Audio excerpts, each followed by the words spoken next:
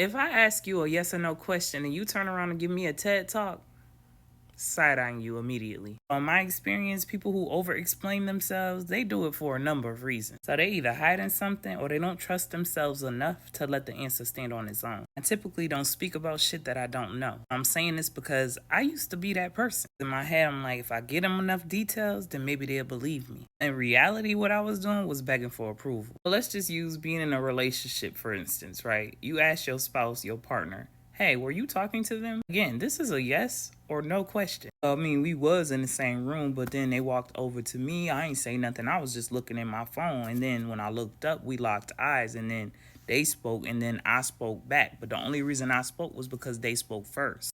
Shh. I ain't asked you all that. You're trying to tell on yourself. Hush.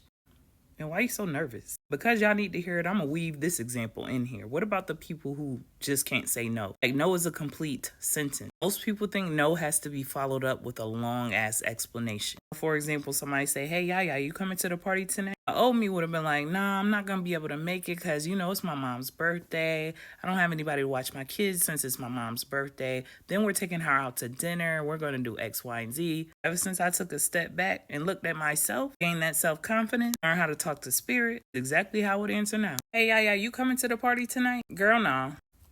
That's the end of it. What am I explaining to you for? I said no. Have fun though. You got to explain it 3 different ways. You don't trust yourself. You also trying to convince them. Well, why? Over-explaining is people-pleasing wrapped in fake clarity. It's the one I used to catch myself doing a little too much over-explaining. You ain't answer your phone. Some people would respond and say, oh, I didn't see it. My apologies. I was helping the kids with their homework. I was walking the dog.